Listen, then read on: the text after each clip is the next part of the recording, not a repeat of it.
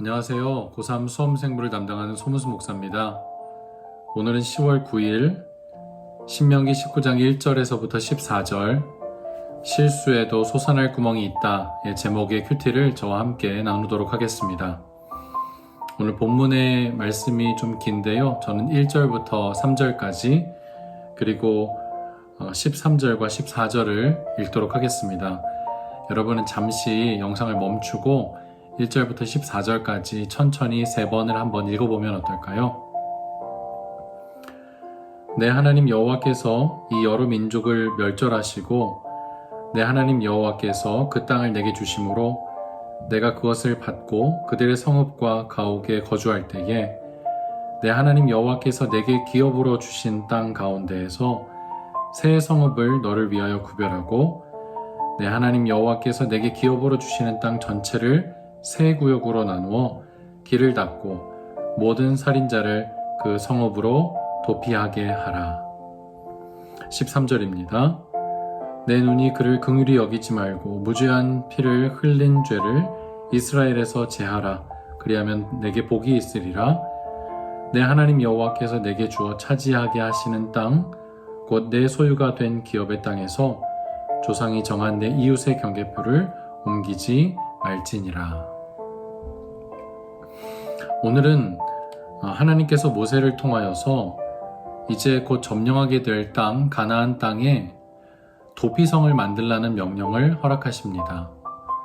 이 도피성은 48개의 성읍 중에 6성읍을 따로 구별하여서 부지 중에 살인을 저지른 자들이 다른 사람에게 보복을 당하지 않을 수 있도록 피할 수 있는 거처의 성읍입니다. 하나님은 왜 오늘 도피성을 이스라엘 백성 가운데 두게 하셨을까요? 오늘 그 내용을 와칭을 통해서 함께 찾아가 볼 수 있도록 하겠습니다. 와칭 1번 제가 읽을게요. 모세는 어떤 자가 도피성으로 피할 수 있다고 말하나요?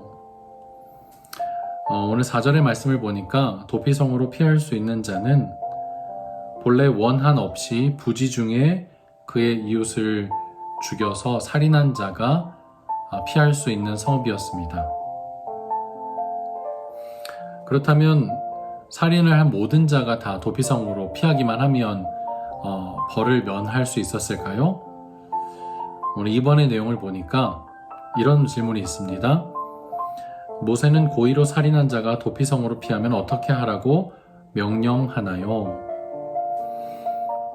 고의로 살인을 한 사람은요, 도피성으로 피하여도 소용이 없었습니다. 오늘 12절에 보니까 성읍의 장로들이 사람을 보내어 그를 거기서 잡아다가 보복자의 손에 넘겨 죽이게 할 것이라. 고의로 살인한 자는 피로 그 값을 치러야만 했습니다. 3번에 모세는 왜 도피성을 세우라는 하나님의 명령을 전할까요? 오늘 도피성에 피한 사람은 두 가지의 경우에 다시 본래의 삶으로 돌아올 수 있었는데요. 첫 번째는 많은 사람들 앞에서 재판을 받고 그 재판을 통하여서 그가 무죄하다라는 것을 판결받았을 때 삶의 자리로 돌아올 수 있었습니다.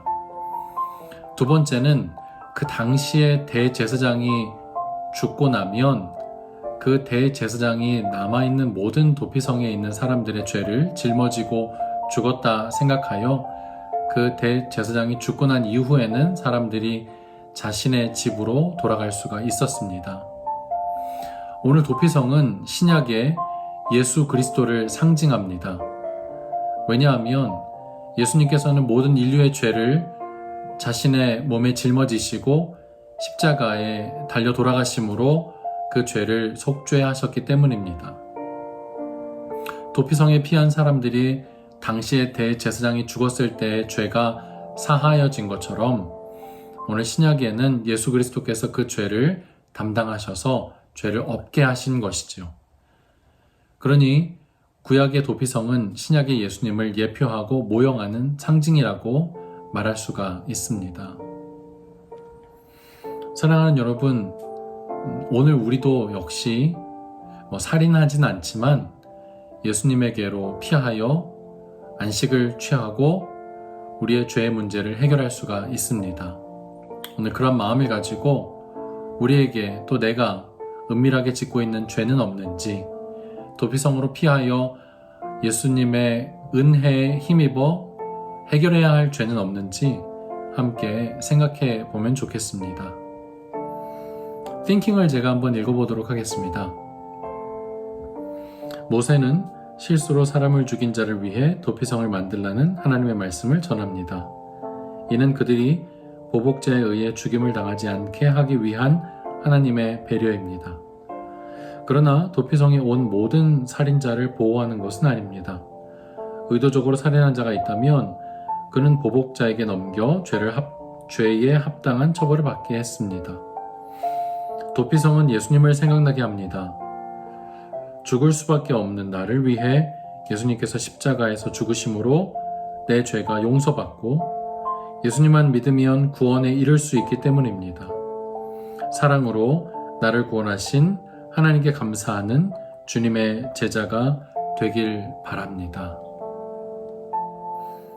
필링입니다. 부지 중에 살인한 자를 위해 도피성을 마련하라는 말씀을 보며 무엇을 느끼나요? 살아계신 예수님께서 오늘도 우리의 죄의 문제에 대하여서 죄를 멈추기를 원하시고 그 죄의 문제가 해결되기를 원하십니다. 어디로 가면 해결이 될 수 있을까요? 십자가 그 보혈 아래입니다. 오늘도 죄에 대해서 적극적으로 거부하고 저항하고 지난 지었던 죄가 생각나는 것이 있다면 오늘 이 시간에 잠시 회개하고 다시는 그 자리로 돌아가지 않겠노라고 결단하고 오늘 하루를 힘있게 살아가는 저와 여러분이 될 수 있기를 간절히 소망합니다. 제가 함께 기도하겠습니다.